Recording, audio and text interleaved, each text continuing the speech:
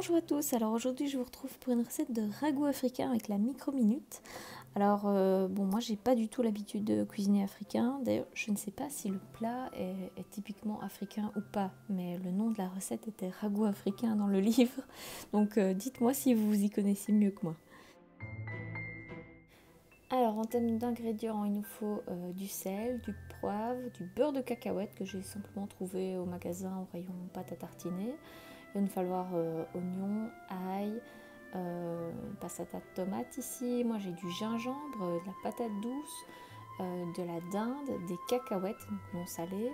Alors normalement il vous faut aussi de la coriandre. Moi je déteste ça donc voilà, j'en mettrai pas. Et aussi un piment rouge, mais j'aime pas trop l'épicé donc moi je ferai ça. Bon bah ici j'ai épluché mon gingembre, j'ai épluché mon oignon, j'ai épluché mon ail. Et je vais les mettre dans mon Turbomax. Alors à ce moment-là, vous pouvez aussi mettre votre piment un peu épépiné. Et c'est parti.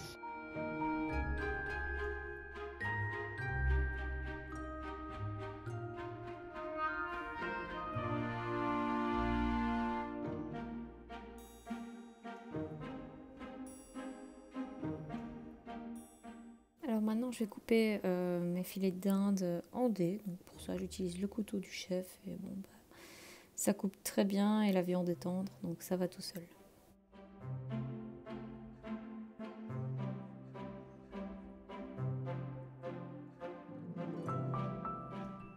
Donc ici, moi, je mets tous mes dés de dinde dans la micro-minute qui est la casserole passion de chez Tupperware. Et je vais ajouter tout ce que j'ai haché tout à l'heure à l'intérieur. On va ensuite ajouter une partie de la passata de tomate. Donc il faut ajouter à peu près un tiers de ce qui est prévu par rapport à la quantité totale de la recette. Et c'est aussi le moment de mettre donc du sel et du poivre. Voilà, on mélange bien pour bien imbiber les petits dés de dinde. Maintenant vous épluchez votre patate douce, hein. Hop, c'est parti. Et on va l'idée, c'est de faire des dés avec. Donc moi je vais faire des tranches relativement épaisses. Voilà. Et après, je vais reprendre mon gros couteau du chef pour faire des dés, ce sera beaucoup plus facile.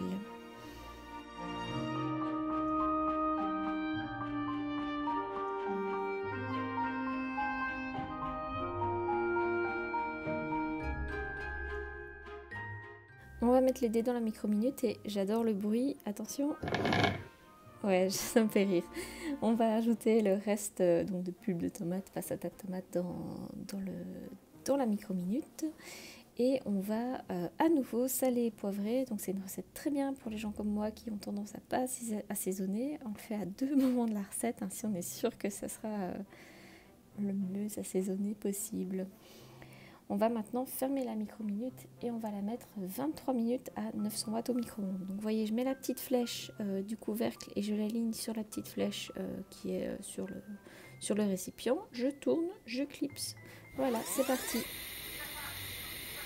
Et voilà, j'ai un peu accéléré. Et là, vous entendez, ça c'est la micro-minute qui est sous pression. On attend que la pression descende pour pouvoir l'ouvrir. La cuisson continue pour l'instant.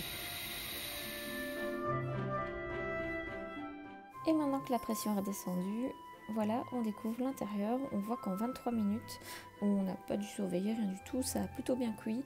Moi, j'en ai profité pour un peu nettoyer mon plan de travail.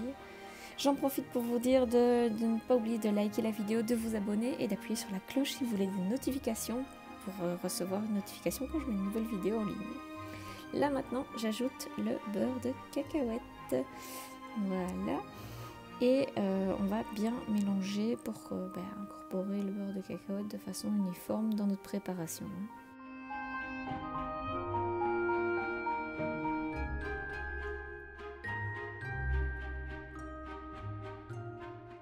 Alors à partir du moment où j'ai sorti la micro-minute du micro-ondes et où la pression redescendait, moi en attendant j'ai mis cuire mon riz dans le cuiseur de grains.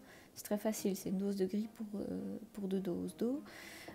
Et donc voilà, je mets le riz dans mon assiette, je vais y ajouter mon ragoût et sur le dessus on va mettre des cacahuètes comme ça qu'on a un petit peu hachées Et franchement, ça apporte le petit croquant, le petit truc en plus au plat, c'est délicieux.